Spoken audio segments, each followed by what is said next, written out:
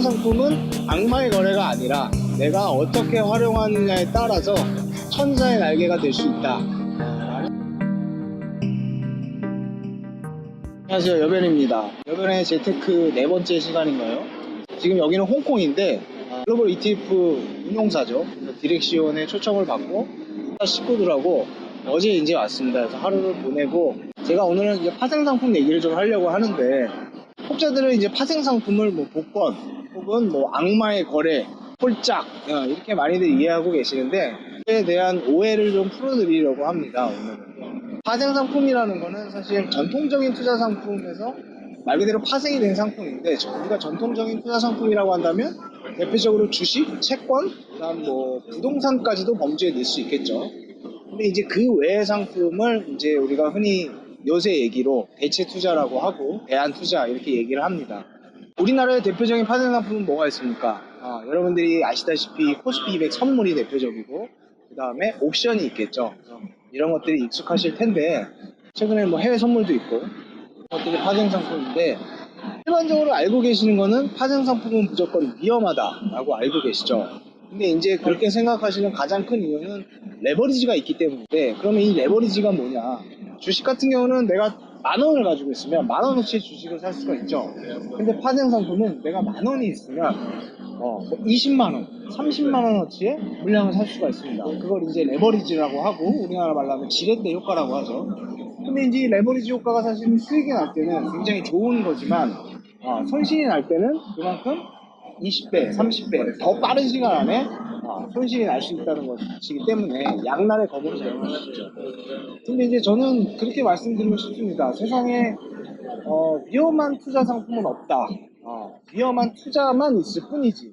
그러니까 이 얘기가 뭐냐면, 주식은 안전하고 일반적으로 파생 상품은 위험하다. 주식은 안전합니까, 여러분? 주식이 어떻게 안전할 수가 있습니까? 얼마 전만 해도 작년 4분기, 3분기만 해도 코스피가 바닥을 칠 때, 금융위기 수준으로 빠질 때 뉴스에서 개인들 신용잔고 다 털렸다는 뉴스를 많이 보셨죠. 그러니까 내가 어떤 상품을 투자하느냐, 그러니까 위험한 상품에 투자하더라도 내가 투자 전략 자체가 굉장히 안정적으로 접근한다고 하면, 굉장히 위험하다고 평가받는 파생 상품도 굉장히 안전하게 전략을 할 수 있다는 거죠. 그래서 제가 생각하는 거는 세상에 위험한 투자 상품은 없다. 위험한 투자 전략만 있을 뿐이지 라고 말씀을 드리고 싶습니다.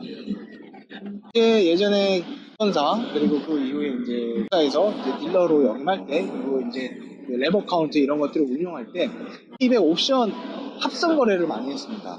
근데 일반적으로 그 당시에 제가 한 달에 운용하면서 기대했던, 그 목표로 했던 기대 수익률이 1.5%에서 2%였어요. 조금 더 좀 레인지를 잡으면 1%에서 많이 멀면 2%. 근데 이제 한 달에 1%에서 1.5%라고 하면 굉장히 작다고 생각하실 수 있습니다. 그 이유는 뭐냐면, 파생 상품이 지닌 리스크를 내가 감당하면서 내가 그 리스크에 대한 기대 수익률이 1점에서 1.1%에서 1.5%라는 거는 굉장히 좀 작다고 느껴질 수 있는데, 만약에 그 전략의 승률이 통계적으로 90%가 넘는다고 하면 그거는 얘기가 달라지죠. 파생 상품을 이용하더라도, 그러니까 굉장히 위험하다고 평가받는 옵션을 우리가 거래를 한다고 해도 내가 어떤 전략을 하느냐에 따라, 그리고 내가 기대 수익률을 1%로 잡아놓고 가겠다. 그러니까 나는 무조건 1%만 버는 거예요. 1%에서 1.5%만 벌겠다고 한다면 승률이 85%가 넘어갑니다. 옵션 합성 전략을 취하면.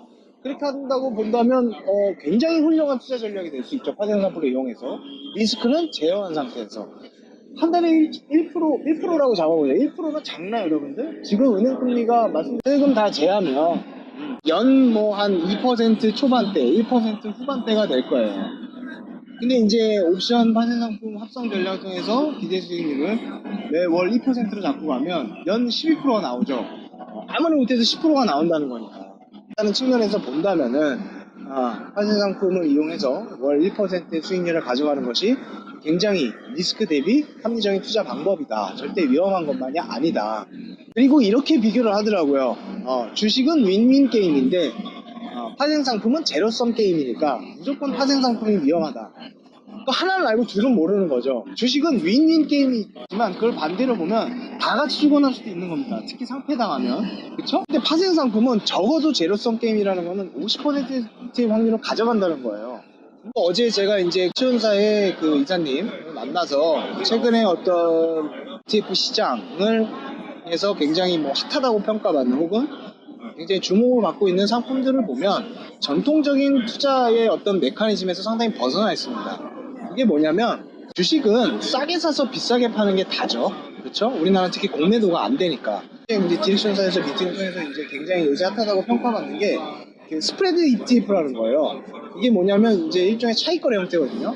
파생상품에는 매도의 개념, 그 기존에 우리가 싸게 사서 비싸게 파는 개념은 기본적으로 갖고 가는 거고, 거기에 반대로 매도에 대한 개념, 비싸게 팔고 싸게 사는 거, 또 하나의 가격을 결정하는 뭐 세타라 시간 가치의 개념이라든지 아니면 변동성의 개념, 이런 것들이 다 포함되어 있기 때문에 파생 상품을 잘 이해하시면은 굉장히 어떤 다양한 투자 전략을 눈에 보이기 시작하실 겁니다. 그런 것들이 최근에 어떤 고도화되는 투자 전략에서 파생 상품의 개념의 이해가 없이는 우리가 그런 것들을 못 먹고 파생 상품을 도외시할 게 아니라 내가 직접 투자를 하지 않더라도 파생 상품 어떤 그런 메커니즘에 대해서 이해를 하고 있는 것과 그렇지 못한 것은 굉장히 큰 차이가 난다. 그 말씀을 꼭 드리고 싶었습니다. 그래서 이제 파생 상품의 어떤 투기적인 측면, 높은 레버리지 이런 것들만 강조가 되면서 좀 위험한 상품이다라고 매도되는 경향이 좀 있기는 있는데 우리가 생각하는 것만큼 파생 상품이 가진 위험성이 크지 않다.